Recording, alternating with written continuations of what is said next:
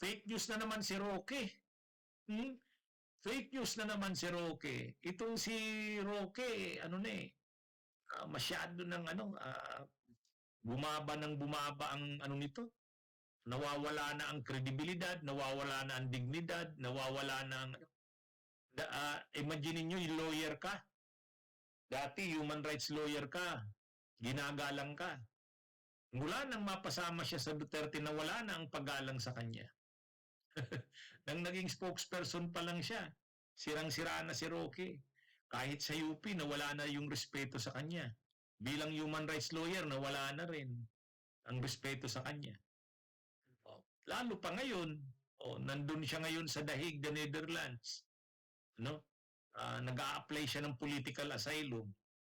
Pero alam naman ng the Netherlands na yung mga application niya ng political, ang ibig siya kasing sabihin, politically persecuted siya. Paano ka naman pinipersecute niya? May mga kaso siya sa Pogo.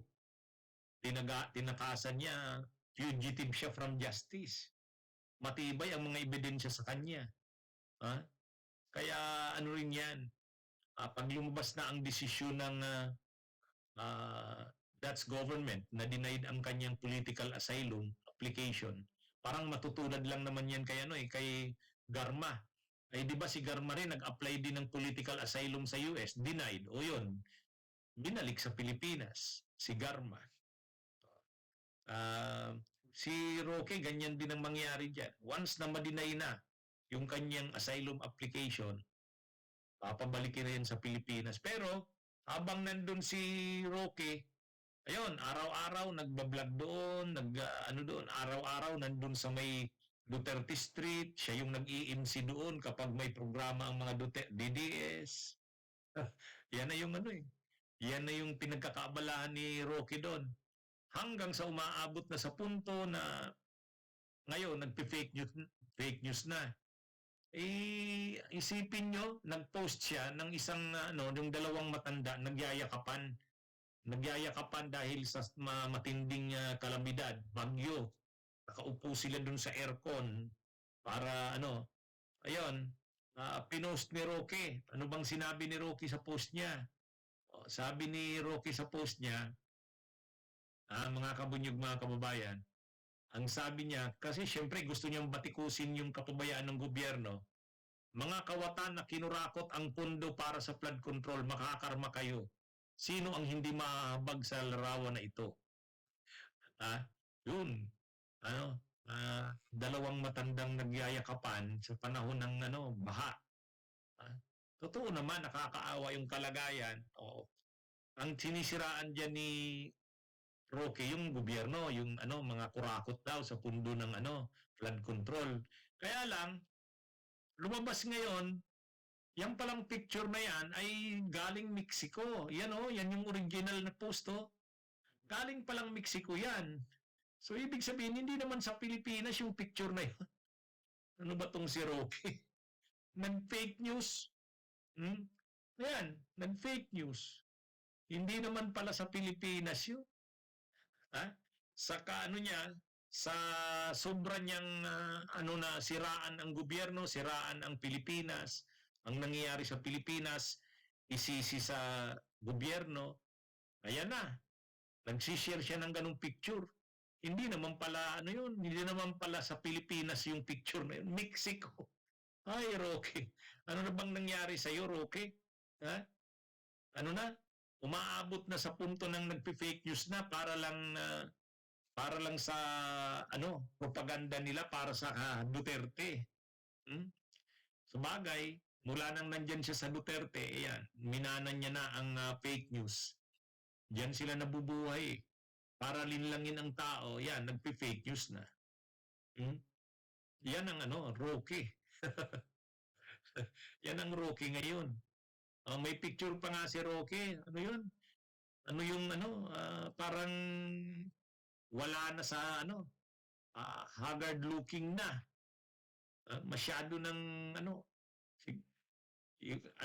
nai-stress na siyang masyado sa problema niya. Yan kasi ang nangyari. Yan kasi ang nangyari sa kanya. Nung panahon na human rights lawyer pa siya, matino pa siya, okay, respetado pa siya, maayos ang buhay niya. Ngayon, nagkagulo-gulo ang buhay niya. Ang sinisisi niya dyan ngayon, si PBBM. Galit na galit siya kay PBBM, hindi niya raw ito mapapatawad. Ha? Nasira daw ang pamilya niya, ang buhay niya dahil kay PBBM. Kaya wala daw kapatawaran ang ginawa ni PBBM. Ang tawag niya kay PBBM, bangag.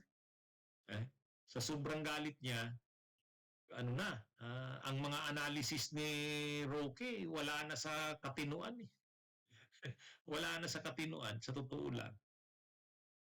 Yung dating, noon, ginagalang sana, respeto sana, magaling sana talaga. Ngayon, wala na. Sirang-sira na si Roque. Wala nang respeto sa kanya. Tapos ito na nga, tungkol dito sa korupsyon dito sa mga flood control na to.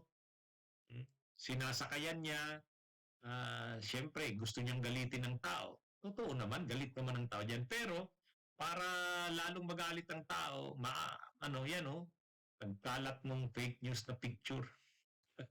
Ay, Pare Roque, ano na bang nangyari sa'yo? Ha? Wala na. Tapos nagiging kahiya-hiya pa siya kahit sa grupo ng mga DDS.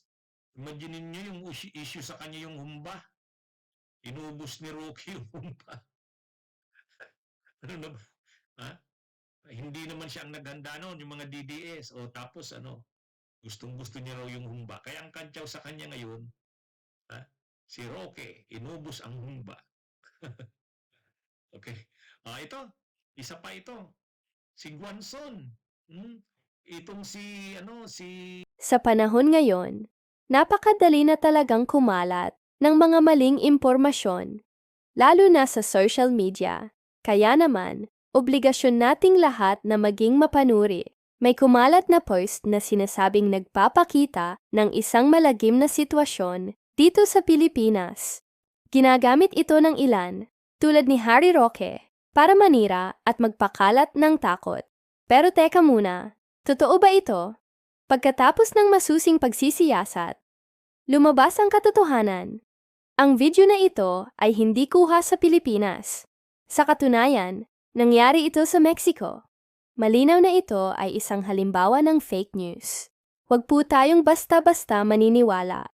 Bunyog! Bunyog! Halikan na kasama ka! Bunyog! Kapag buklod ay may pag-asa, Luzon, Visayas, Mindanao, isa ang pananaw. Sa bagong Pilipinas ang bunyog isisigaw. Bunyog!